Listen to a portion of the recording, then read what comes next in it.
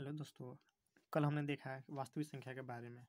आज हम लोग जानेंगे वास्तविक संख्या के आधार पर कुछ प्रश्नों को हल करेंगे।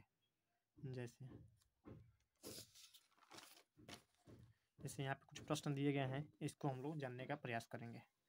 सबसे पहला प्रश्न है, क्या सभी वास्तविक संख्या परिमेय संख्या होती हैं?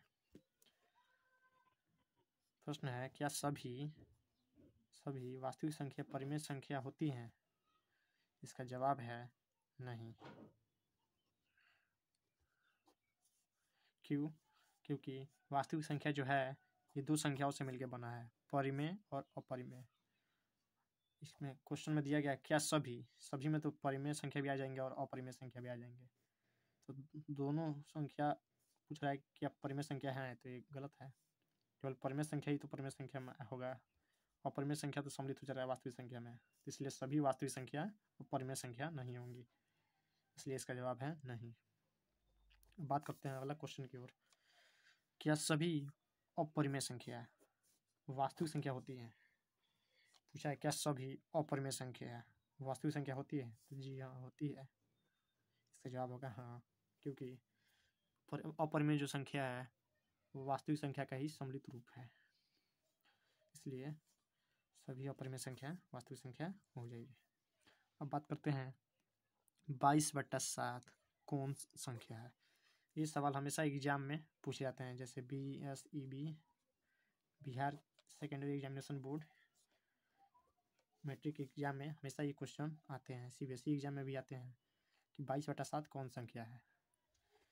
तो ये जानते हैं, चूँकि 22/7 यहाँ पर आपको दिख रहा है कि ये भिन्न के रूप में है, तो आपको मैंने कल बताया था कि जो भी संख्या भिन्न के रूप में हो ऐसे, तो कौन संख्या आती है, तो वो हो जाती है हम लोग का यहाँ पे परिमेय संख्या।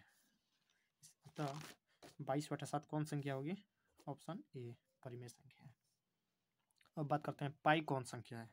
ये भी क्वेश्चन एकदम VBI है, वेरी वेरी इंपॉर्टेंट है, क्योंकि ये क्वेश्चन हमेशा ही एग्जाम में आते हैं, बच्चे इसमें कन्फ्यूज रहते हैं। क्योंकि पाई आपको याद करना है कि पाई जो संख्या होती है ये एक अपरिमेय संख्या होती है, क्योंकि इसका मान, इसका दशमलव प्रसार जो होता है, दशमलव प्रसार ये कुछ अशांत अनावर्ती में आता है, जिसके कारण ये एक अपरिमेय संख्या हो जाती है। और बात करते हैं 3.14 कौन संख्या है?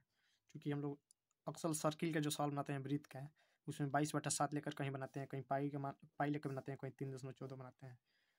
तो यहाँ पे समझने वाला बात ये है कि जो 22/7 है ये भिन्न संख्या है, इसके कारण ये परिमेय संख्या हो जाता है। पाई है एक अपरिमेय संख्या हो गया है, और 3.14 जो है लेकर बनाते हैं लोग मान, यह एक शांत दशमलव है। शांत दशमलव कारण होने के कारण यह एक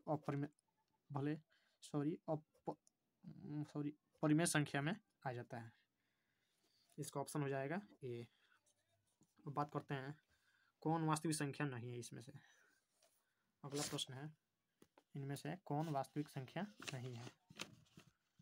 क्योंकि आप देख सकते हैं वास्तविक संख्या नहीं है, तो √6 एक अपरिमेय संख्या है, अपरिमेय संख्या भी वास्तविक संख्या होती है।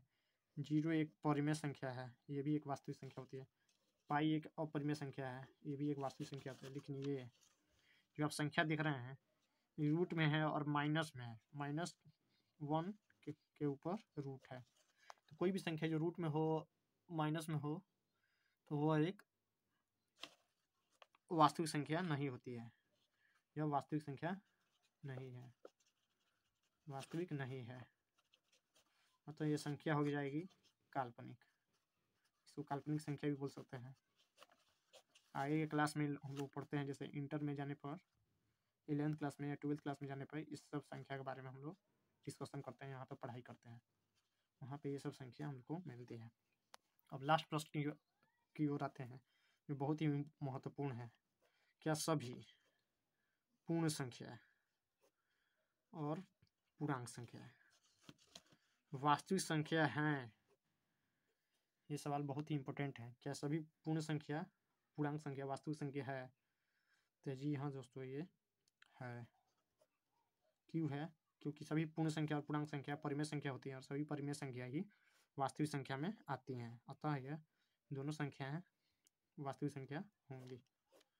इस प्रकार हमारा यह जो सवाल था, मैंने बहुत ही अच्छे से आप लोगों को डिस्कशन किया, और सवाल अच्छा लगा तो वीडियो को लाइक कर दें और सब्सक्राइब कर दें, और कमेंट बॉक्स में कमेंट करके बताएं कि वीडियो आपको कैसा लगा।